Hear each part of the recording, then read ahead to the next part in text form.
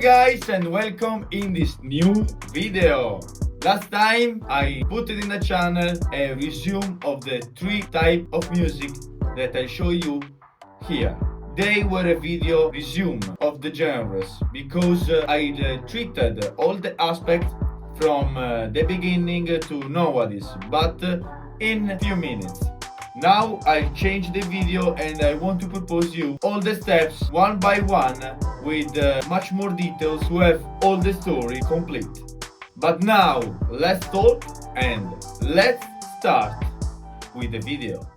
Before techno, house or EDM, there were scientists, composers and crazy machines. Welcome to the beginning of electronic music, a story of wires, waves and wild ideas. Let's go back, way back, before clubs, before DJs, even before synthesizers. In the early 90s, people started building machines that made sounds, not with strings or drums, but with electricity. One of the first was the Telharmonium in 1897, a huge machine that made sounds using electrical signals. It was like a piano, but electric. Then, in the 1920s, came the theremin. It's that spooky instrument you play without touching it. It was weird, spacey sounds, and it became famous in sci-fi movies. It was one of the first instruments you could call electronic.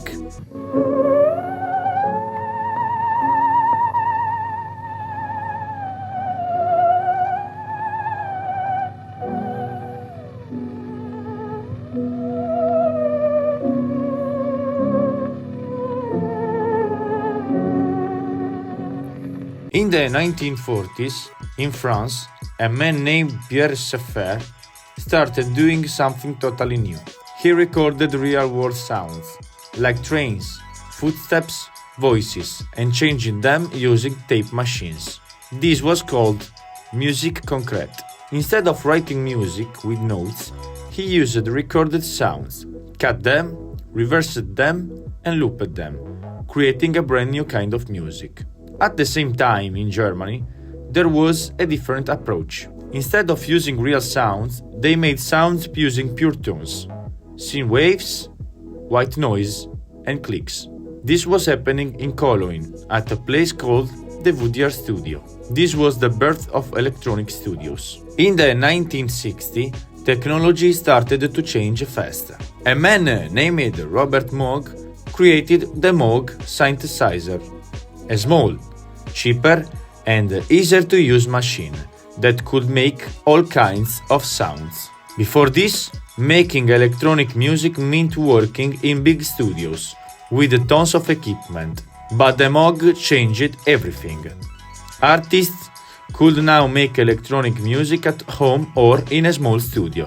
One of the first famous albums using a Moog was Switched on Bach by Wendy Carlos in 1968. She played classical music, but all the sounds were made with a Moog synth. It was a hit, and it showed the world that electronic music wasn't just noise. It could be beautiful. In that time, big name started to see the electro equipment. Let's see who used these machines. Electronic music started in labs and studios, but soon it entered the mainstream. In the UK, bands like Pink Floyd and the Beatles used synths and tape effects in their songs. In Germany, a band called Kraftwerk mixed electronic beats and robotic voices. They weren't trying to copy rocky music. They were building something totally new. This was the first time electronic sounds became a style, not just a tool. People started dancing to it, singing over it and feeling it. Let's talk gear, because without the right tools, electronic music couldn't grow. The Roland TR-808 drum machine came out in 1980. At first, people thought it sounded weird, not like real drums, but that's exactly why people loved it. The 808 became the heartbeat of hip-hop, electro, and dance music. Another game changer was the Roland TB303, made for bass lines. It didn't sell well at first, but years later, people used it to make the squishy acid house sounds in the clubs of Chicago and London. These machines gave electronic music its groove, its pulse. You didn't need a brand, just a few machines and your imagination. So guys, electro music is not a recent story or a recent genre, but it began a long time ago with a lot of process of development. And now that the video is ended, put like, subscribe, and like always guys, You already know.